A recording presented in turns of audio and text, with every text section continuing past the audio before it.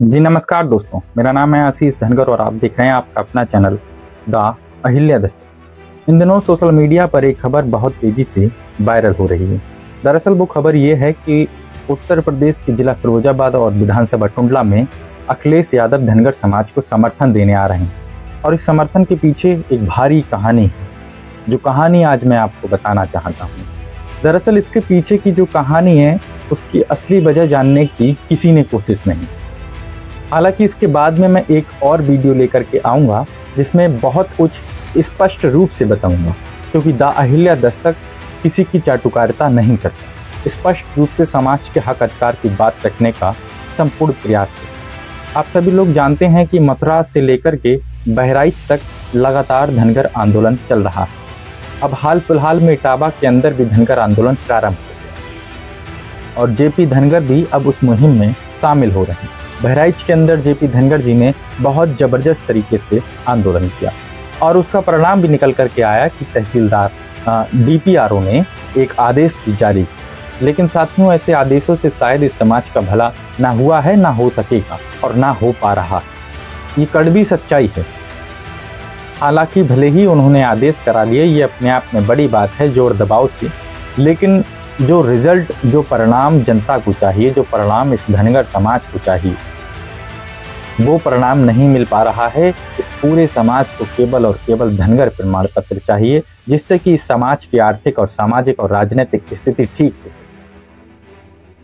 क्योंकि साथियों, ये समाज जिस तरह से पिछड़ा हुआ है, इसके साथ एक कोरी समाज भी आता है, जिसके साथ भी ठीक इसी तरह से समस्या लगातार चल रही है। पूरे प्रदेश भर में कोरी समाज के लोग भी लगातार आंदोलन करते रहते हैं बीच बीच। साथियों, आज का जो मुद्दा है वो अखिलेश यादव इस धनगर समाज को समर्थन देने आ क्यों रहे हैं।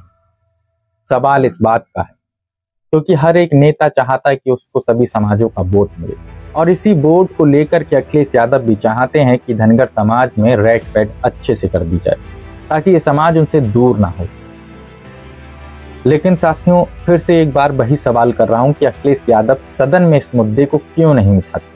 आखिर कौन सी बात का डर है जिसकी वजह से अखिलेश यादव इस मुद्दे को सदन में उठाने से डर रहे हैं। सारे मुद्दे सदन में उठाए जाते हैं, लेकिन अखिलेश यादव इस मुद्दे को सदन में नहीं उठा पा रहे। जब तक ये मुद्दा सदन में नहीं उठेगा तब तक किसी भी तरह से हल नहीं हो सकता।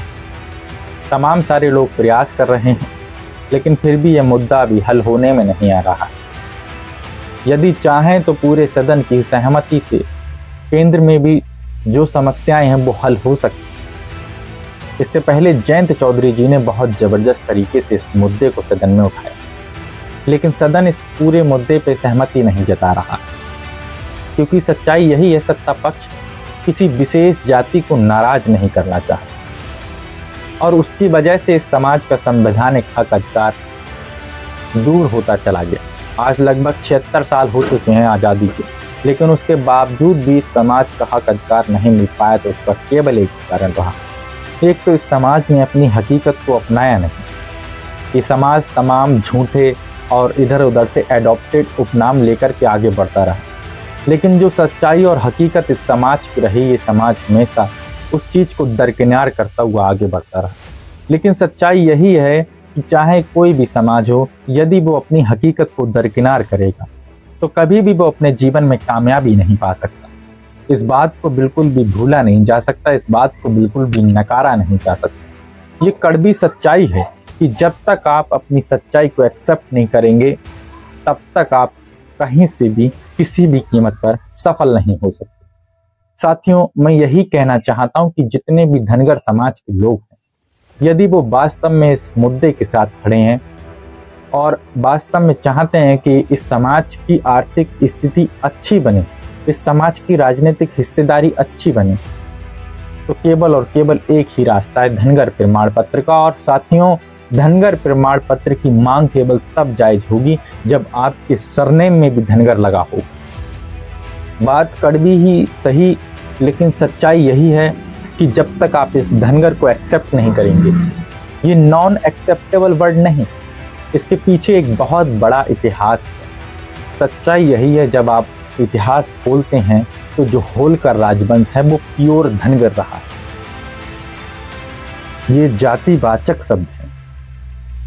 कर्मवाचक शब्द नहीं, लेकिन उसके बावजूद भी जिन लोगों ने धनगर समाज का इतिहास जाना ही नहीं, उन्होंने केवल इतनी सी दृष्टि से इसको देखा है कि ये नीचा होता, ये एससी में चला गया। जिस दिन भी आप इसकी हकीकत को जानोगे, यकीन मानिए आपको फिर से गर्व हो कि आपने उस समाज और उन रगों का आपकी नसों में, आपके जहन में खून भरा हुआ है, जिन लोगों ने इस देश के लिए बहुत लड़ाइयाँ लड़ी, जिन लोगों का राजवंश कई मजबूत राजवंशों में से एक राजवंश के नाम से जाना जाता रहा, लेकिन हकीकत को छुपाते रहे, पहचान को छुपाते रहे, और आज स्थिति पूरे प्रदेश में 403 विधानसभा सीटों में ओबीसी के नाम पे केवल इतनी ही औकात रह गई है। मैं औकात शब्द इसलिए इस्तेमाल कर रहा हूँ क्योंकि ये हकीकत और कड़वी सच्चाई भी है कि पूरे प्रदेश में आपके पास एक भी एमपी नहीं, और जिस एमपी पे आप गर्व करते हैं वो आपकी ओबीसी से नहीं है,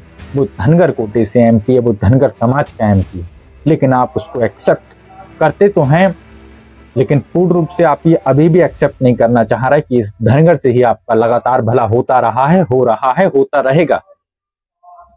ओबीसी के नाम पे पूरे प्रदेश में आपके पास केवल 2 विधायक, एक पूजा पाल और दूसरे अजीत पाल, यानी कि एक भी सांसद आपके पास ओबीसी के नाम पर नहीं है।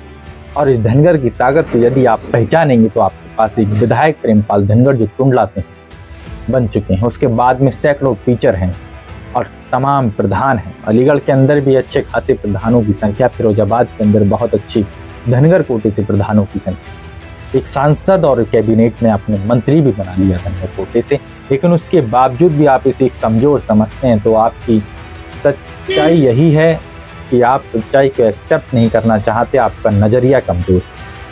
साथियों, आखिर में मैं बस इतना ही कहना चाहूँगा, इस धनगर को अपने नाम में लगाएं, इसका अस्तित्व बचाएं, क्योंकि इसका अस्तित्व मिट गया तो समझिए हमारे असली अस्तित्व खत्म हो।